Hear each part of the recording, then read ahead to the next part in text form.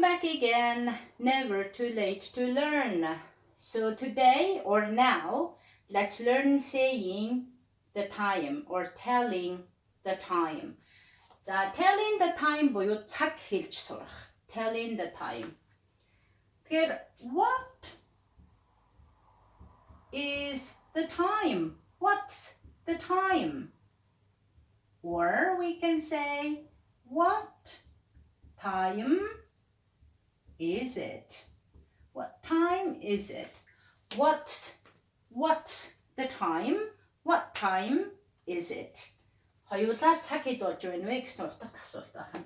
Тэгээ та бүхэн анзаарч байгаа бол what is гэдэг үгийг би what's гэсэн товчил бичиглийн хэлбэрээр бас хэлээд байгааг анзаараарай. What is the time? What's the time? Эсвэл what time is it? What time is it now? Now гэдэг үг нэмчихвэл яг одоо хэд болж байна? What time is it now? Яг одоо цаг хэд болж байна вэ? Гэсэн утга болчих нэ. За энэ цагийг хариулахдаа мөн л нөгөө биеийн төлөөний it гэдэг үгээ ашиглан хариулж болно. It's гэд цагаа хэлэх нь байна. What time is it? It is. It is. It is. Энд дээр нөгөө T үсэг маань би ингээд товчлоод хурдан хэлэхлээр хэл орооцолцсон эр юм шиг it is гэж хэлээд байгааз it is, it's, it is. Алуугаар нь ч та ярьж болно. Let's start with 10. За 10 цаг болж байна гэд үзье. It is 10 o'clock. За мөн цифрын бичиглэл маань 10:00 буюу 10:00 болж байна. Гэт цифрын бичиглэж болно. Бид нэр яриа хэлэнд оруулаад явбал it's 10 o'clock. Альва цаг 00 минут байж байвал o'clock гэдэг үгийг ашиглана. It's 10 o'clock. It's 10:00. It's 10 o'clock. За хэрвээ цаг 05 минут өнгөрч байвал хэрхэн нэрлэж болох вэ? Let me try to draw a clock here. Let me try to draw a clock. Try to draw a clock гэхээр за бид нэг жижиг цаг зурхад үзье гэсэн утгатай хэллээ. Let me try to draw a clock here. So let's say that's 12, 3, 6, and 9. So if the time passes 0, 1 or 1 minute and all the way up to 39 minutes. За энд ингээд 39 минут энд байна гэдээ ойлгоё.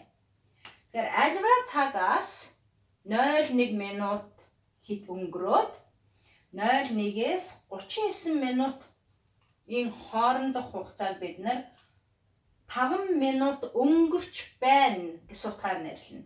Энэ тохиолдолд ашиглах үг маань past. Past, P-A-S-T. Past гэдэг үгийг ашиглаж цагаа хэлэх нь байна. So we can say this one in two ways. Хоёр янзаар хэлэх гэж байна. 10:05 as it is seen. Яг таны нүдэнд харагдаж байгаа цифрын хэлбэрээр нэг хэлж болох нь it is 10:05 or эсвэл you can say 5 past 10. Өнгөрч байгаа минутаа төрүүлж нэрлэж байна, тийм ээ? 10 цагаас 5 минут өнгөрч байна гэсэн утгаар 5 past 10 гэж хэлэх юм. Тэгвэл 01 минутаас 39 минутын хооронд өнгөрч байгаа минутыг ярихдаа past гэдэг үгийг ашиглах нэ гэж цээжлээрэй. Please do remember that all the time. Remember that all the time гэхээр ямагт санаж яваарай гэсэн утгатай. Remember this эсвэл that аль нь ч байж болно. So please remember this all the time. цаг ямагт дандаа санаж яваарай. So let's try here. 10. За цаг 10 цаг 10 минут. Харагдаж байгаа байдлаар нь it's 10 гэж нэрлэж болох нь 10. Or it is 10 past 10. 10 цагаас 10 минут өнгөрч байна гэж мөн хэлж болох нэ. 10 past 10. Or it can be 10:12. It can be 10:12.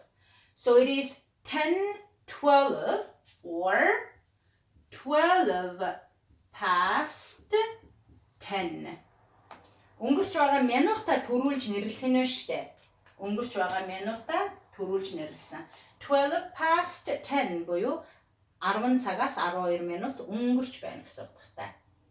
So now when it comes to 10:15.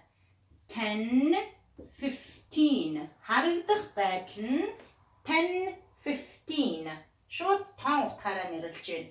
It is 10:15 or 15 past 10 or it is 15 past 10 or эсвэл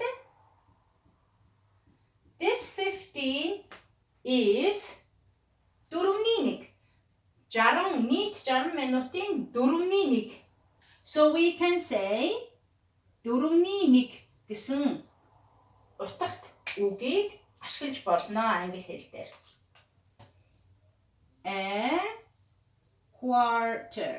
A quarter past 10. За та бүхэн энийг маш сайн анзаараарай. So we can say 3 different ways. Гурван өөр маягаар хэлж болох нь шүү дээ. 10:15, 15 past 10 or a quarter past 10. Энд нөгөө a quarter гэж авч байгаагийн учир юу вэ гэвэл 4 хуваасны 1 хэсэг учраас. Буюу цагийн тохиолдолд, цагийн хувьд a quarter гэдэг маань 15 минуттай тэнцүү байх нэ. A quarter past 10. And say 10:30. За харагдах байдлаараа бол it is 10:30. 10:30. Or we can say 30 past 10. Бүр сандраад тийм ээ яаж хэлэх учраа олохоо байх юм бол 30 past 10 гэж хэлж болно. Гэвч энэ нэг хайхтар түгээмэл хэрэглэгддэг зүйл хэрэглээ биш. Хамгийн зөв хэрэглээ маань юу болох вэ гэхлээр here it comes the half. Нийт 60 минутын маань тэн хагас нь одоо энд болоод ирж шүү 30 минут маань. Тэгэхээр тэн хагас буюу 50% хагас гэсэн утгыг 2-1 гэж ойлгоё тийм. A half гэж англи хэлэнд нэрлэнэ. A half. Анзаарсан бол энэ л үсэг дуудахгүй байгаа шүү. Half гэж яриаггүй. A half. A half.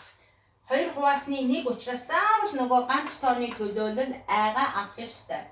So it is a half past 10. It is a half past 10 гэвэл 10 хагас буюу 10 30 гэсэн хэрэглээ болох нь. It is 20 to 11. It is 20 to 11. 11 цагт 20 минут дутуу байна гэсэн утгаар хэлэх нь байна шүү дээ. Тэгэхээр 40 минутаас эхлэн 59 минут хүртэл дараагийн цаг болоход дутуу байгаа минутаар нэрлэнэ. It's 10:40 10:40 харагдах байдлаараа ингэж нэрлэж болно. Эсвэл 20 to 11 11 цагт 20 минут дутуу байна гэж ашиглах нь.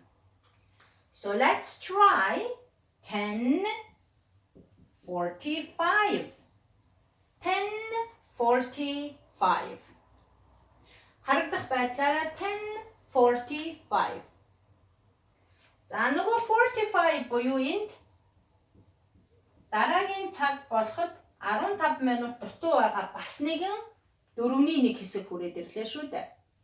Тэгвэл энэ цагийг бид нар 3 янзаар нэрлэж болох гэж байна. 3 янзаар нэрлэж болно. 10:45 15 to 11 11 цагт 15 минут дутуу байна. Эсвэл нөгөө 15 минут маань a quarter гэдэг үгээр илэрхийлэгддэг. 4-ний 1-ээр илэрхийлэгддэг. Тэгвэл a quarter to 11 гэж мөн хэрэглэж болох нь. So here 15 минут дутуу байвал 15 to эсвэл a quarter to 15 минут өнгөрч байвал 15 past эсвэл a quarter past гэж нэрлэх нь байна. Үүнийг маш сайн ойлгоорой, мөн цээжлээрэй. So please remember this all the time. Энийг үргэлж санаарай. The last one. За хамгийн сүүлийн цагаа бүгдээрээ энд жишээлье. Let's say 10:58. За энэ одоо их амархан болно, тийм ээ? We can say 10:58. 10:58 болж байна.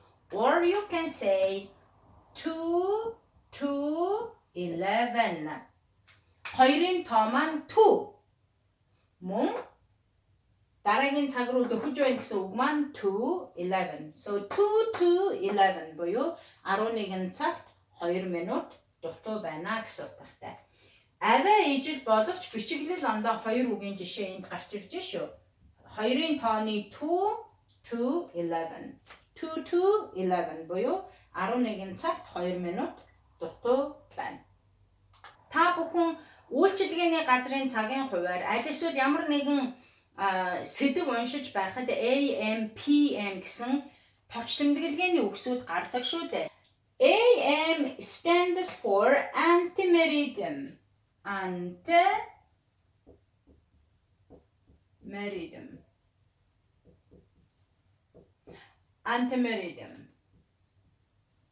자, PM stands for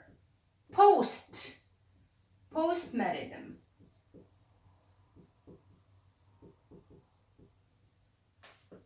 Тэгэхээр энэ хоёр маань латин гаралтай үг байх нь antimeridum, postmeridum. It means before noon or after noon.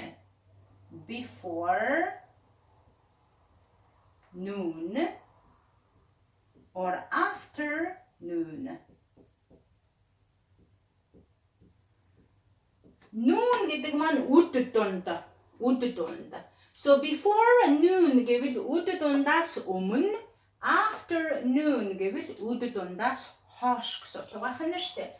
So эндээс харахад AM гэдэг маань бол үдээс өмнөх цагуудыг нэрлэж байх нь, and PM-ууд маань үдээс хойших цагуудыг нэрлэж байх нь. And AM and PM is used only for 12-hour counting. 12-hour counting. Буюу 12 цагаар тоолох нөхцөлдөд энэ AM, PM-ийг ашигладаг. Хэрв 24 цагаар ашиглаж явах юм бол AM, PM хэрэггүй. So for example, жишээлх юм бол 1 AM гэсэн байх юм бол this is 1 in the morning. 1 in the morning.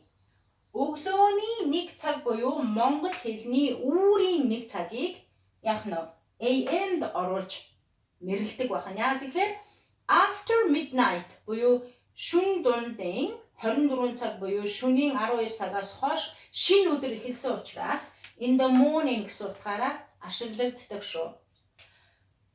Гэтэл 1 p.m. байчвал энэ маань 1 in the afternoon буюу үдээс хойш 1 цаг. Өөрөөр хэлбэл энэ маань 13 цаг гэсэн утгатай. 24 цагийн тооллоор тоолдог нөхцөлд бол энэ 13 цаг байна шүү дээ. But in English language, it's very common to use 12-hour count, AM and PM. Англи хэлэнд бол ихэвчлэн AM, PM-ээ ашиглаж цагийн тооллыг явуулдаг. 24 цагийг бол тэр болгон ашиглаад байдаггүй. Тэгэхээр 13 буюу 13 цагийг 1 PM гэж нэрлэх нь шүү дээ. So again, if it is 5 a.m., which it's 5 in the morning, 5 in the morning. 우린 5 цаг. 우린 5 цаг бол 5 in the morning or 5 a.m. But if it is 5 p.m., 5 p.m. байж ах юм бол 5 in the afternoon. 5 in the afternoon буюу 17 цаг гэсэн утга бол 5 p.m. байх нь шүү дээ. Тэгэхээр зөвхөн 12 цагийн тоололд бид нэр AM, PM-ийг ашиглана. Яагаад гэвэл хоногийн 24 цагт 5 цаг маань 2 удаа тохион, 1 цаг маань 2 удаа тохион, 6 цаг маань 2 удаа тохион гэх мэтлэнгээр бүх цагууд маань 2 удаа тохион шүү дээ. Тийм учраас AM, PM-ийг ашигладаг байх нэ. But there is also a time where we don't use AM and PM. AM, PM-ийг ашиглахгүй нөхцөл байгаа. Тэр юу вэ гэвэл 12 o'clock. За яг 12:00. Хэрвээ энэ 12:00 маань өд дунд буюу одоо өдрийн цагийн 12:00 байвал бид үүнийг noon гэж ярьдаг. Цагийн тохиолдолд бол noon. Тэгэхээр хүмүүстэй ингэж ярьж байхад тийм ээ, let's meet at noon гэдэг өгүүлбэр хэлж болно.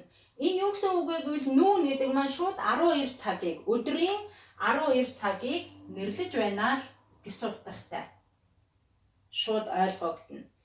Тэгэхээр энэ noon буюу 12-оос 01 минут өнгөрчвөл PM хэрэглэгдэхүүндээ ороод явах нь шүү дээ. Тэгэхээр 12:30 болчлоо гэвэл бид үүнийг яг нь PM хэлбэрт оруулж болно. Яг тэгвэл afternoon буюу 12:00-оос хугацаа өнгөрцөн. Үд дундаас хугацаа хэтэрсэн гэсэн учраас. За тэгвэл 24 цаг буюу шөнө дунд, шөнийн 12 цаг гэж бид ярьдаг. Шөнө дунд буюу 24:00-ыг midnight гэж нэрлэнэ. Шөнө дунд,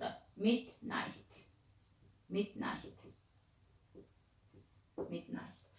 Тэгэхээр энэ өдрийн 12 цаг болоод шөнийн 24 цаг хоёрт бид нар AM, PM гэсэн тодотгол ашиглахгүй.